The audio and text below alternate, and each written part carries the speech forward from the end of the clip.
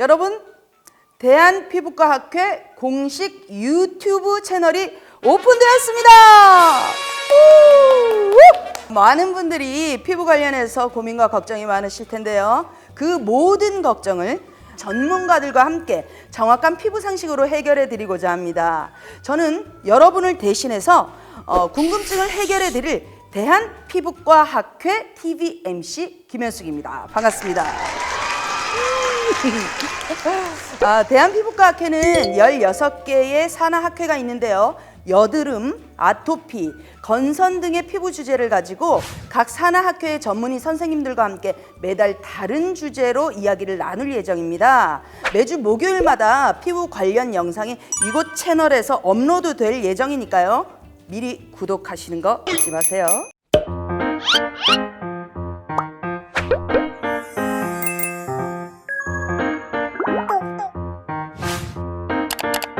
자, 먼저 저희의 첫 주제는 여드름입니다. 여드름.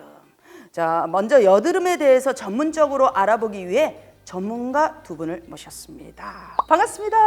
안녕하세요. 네, 각자 자기소개 좀 부탁드릴게요. 경희대학교 병원 피부과 신민경입니다.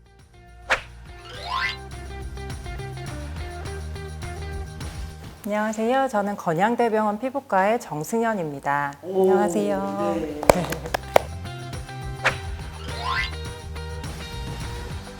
피부과 선생님들이라 그런지 피부가 아주 매끈하네요. 감사합니다. 예, 화장 전에 봤거든요. 제가 아까. 보셨나요? 예. 지금 많이 매끈하시네요. 네. 예, 아름다우십니다, 두 분. 신민경 선생님, 여드름 대체 왜 생기는 겁니까, 이거? 아마 여드름은 환자분들이 가장 궁금해하시는 부분이 이거 왜 생기는 걸까 같은데요. 크게 이제 여드름 요인은 4가지로 나누어서 생각을 하면 좀 쉽게 이해를 할 수 있습니다. 네. 그래서 여기가 이제 털구멍, 모낭이고요. 여기 이제 털구멍이 밑에 피지샘이랑 이렇게 연결이 돼 있습니다. 피지샘. 네. 왠지 털구멍에 각질이 쌓이면서 이제 모낭이 막히게 되고요. 그다음에 이제 피지샘이 자라나면서 많이 과증식하면서 피지샘의 분비가 늘어나고 피지 조성도 변하고 또 이제 여기 사는 균이 여드름균이라고 부르는 이제 몇 가지 네네네. 균들이 있는데 그 균이 집락하고 많이 자라나게 되고 그다음에 이제 전체적인 염증 반응 이렇게 4가지로 나눠서 이해하면 좀 쉽게 이해할 수 있습니다. 아, 그렇군요. 네. 그러면 이게 각질이 있으니까 이게 피지는 자꾸 늘어나는데 쉽게 얘기해서 이게 뚫고 못 나와서 여드름이 생기는 그래서 건가요? 여기 이제 막히게 되면 예. 피지가 이렇게 터지면서 염증 반응이 생길 수 있습니다. 음식은 어떤가요? 음식은? 음식도 분명히 여드름하고 관련이 있습니다. 그래서 또 뭐 기름진 음식, 고지방식이를 한다든지 너무 이제 혈당을 급격히 높이는 그런 초콜릿 같은 거 많이 먹는 것도 이제 여드름에 안 좋다고 되어 있고요. 이런 거를 뭐 아예 안 먹는다 그런다고 해서 여드름이 안 나는 건 아니지만 이런 걸 많이 먹으면 확실히 좀 여드름이 심해질 수가 있고요. 네. 흡연과도 좀 여드름이 상관이 있나요?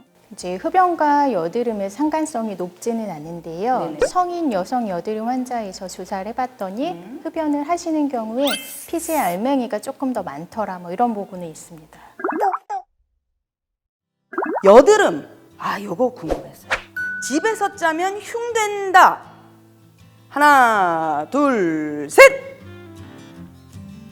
집에서 잘 안 짜지는 피지 알맹이를 이렇게 짜려고 하다가 오히려 이제 피지 알맹이가 박혀서 염증이 더 생긴다든지 박힐 수가 있군요. 아니면 이렇게 손을 대시면서 2차 세균 감염이 되면서 색자국이나 흉터가 더 깊어지는 경우가 있을 수가 있어서 제가 이제 요 촬영을 준비하면서 스트레스를 받아서 뭐 여드름이 막 올라오더라고요. 그래서 근데 이제 피부과 짜면 안 선생님 된다, 짜면 안 된다 생각을 했는데 이제 손을 대고 말았습니다. 그래서 이마에 되게 붉은 자국이 생겨가지고 아까 막 가려주시느라고 고생을 하셨는데 스스로 짜는 건 안 됩니다. 여러분 갑자기 위안이 됩니다.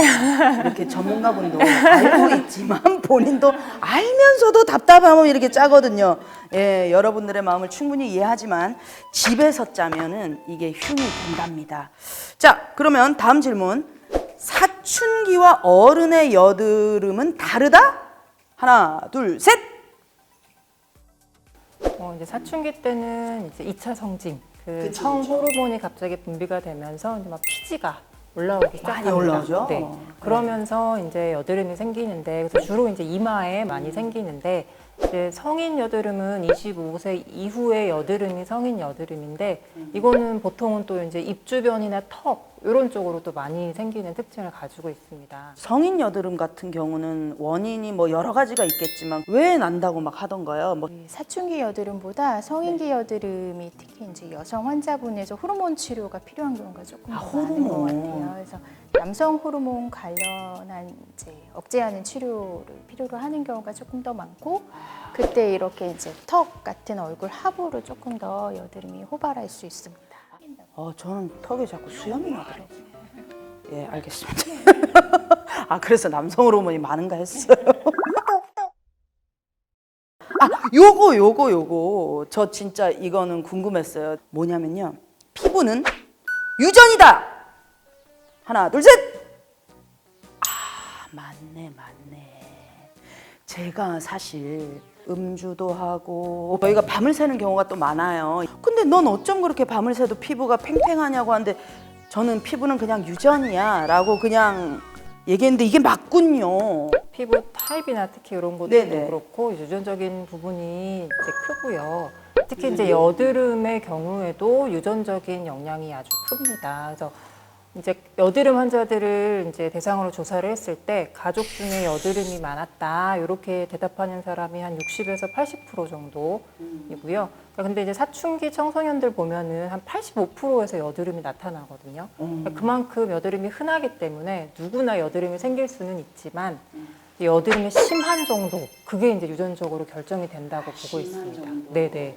그래서 이제 뭐 이른 나이에 여드름이 생긴다든지 막 흉터가 남는 여드름, 남길 정도로 네. 여드름이 그리고 심하다든지. 네네. 그리고 몸에 생기는 여드름이라든지, 네, 이런 거는 그렇죠, 조금 유전적인 영향이 크다고 보고 있습니다. 여드름이 얼굴에만 생기진 않죠. 네. 쌍둥이 연구를 했더니 유전적인 요인이 뭐 80%고 환경적 요인이 20%다 이렇게 보고가 되기도 했습니다. 네. 자, 요것도 여성분들이 특히 많이 궁금해하실 것 같아요. 자, 피임약을 먹으면 여드름이 나빠진다. 하나, 둘, 셋.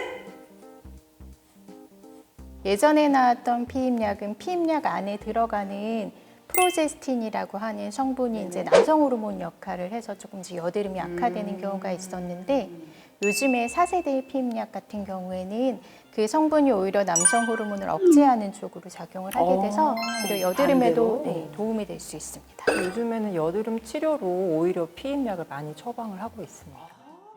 자, 요것도 궁금했어요. 오늘 진짜 이 질문이 좋습니다. 계절별로 나는 여드름이 다르다? 하나, 둘, 셋. 세모. 사실 종류가 다르다고 볼 수는 없고요. 약간 악화 요인이 다르다 이렇게 봐야 될 것 같습니다. 네네. 그러니까 여름에는 피지 분비가 늘어나고 뭐 땀도 많이 나고 또 이제 햇볕이 강하니까 자외선 차단제도 막 덧바르잖아요. 그러니까 모공이 막혀서 여드름이 생기는 경우가 많고요. 근데 겨울철에는 건조하잖아요. 건조하면은 이게 모공 속에서 그거에 대한 반응으로 각질도 좀 더 많이 만들어내고 하면서 모공이 막힐 수가 있거든요. 그러면서 여드름이 또 생길 수가 있어서 계절별로 악화 요인이 다르고, 그렇기 때문에 계절별로 관리하는 것도 그거에 맞춰서 하셔야 돼요. 그러네요. 네. 추가 사연을 한 번만 더 질문을 좀 드릴게요. 이것은 뾰루지인가 여드름인가?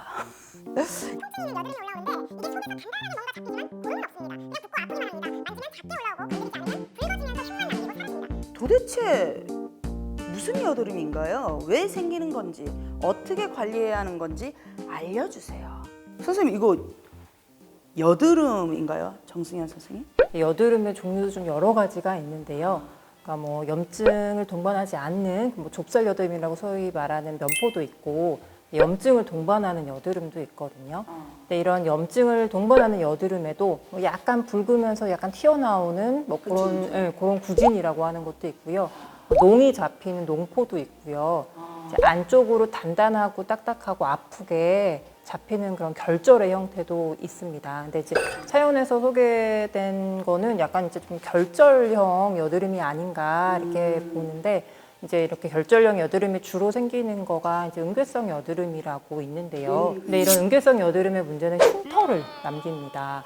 네, 근데 그 흉터는 또 영구적으로 가는 거기 때문에 만약에 이게 응괴성 여드름이라면 뭐 자가 관리로 어떻게 해결할 수 있는 게 아니기 때문에 오히려 피부과를 좀 네, 찾는 게. 그렇죠. 네, 전문적인 치료를 받으셔야 됩니다. 그럼 이렇게 다르게 한 번만 여쭤볼게요, 선생님. 뾰루지하고 여드름의 차이는 뭐예요? 뾰루지는 전문 용어가 아닌 거예요. 네. 아, 그렇군요. 네. 자, 오늘 정말 디테일하면서도 예, 굉장히 바른 정보를 주신 두 분의 선생님 오늘 너무 수고하셨습니다. 자, 여러분 아직도 여드름 편이 남았으니까요. 구독과 좋아요 눌러주세요. 네, 다음 주 목요일 여드름. 그런데 말입니다. 그것이 알고 싶다 편도 꼭 기대해 주십시오. 감사합니다.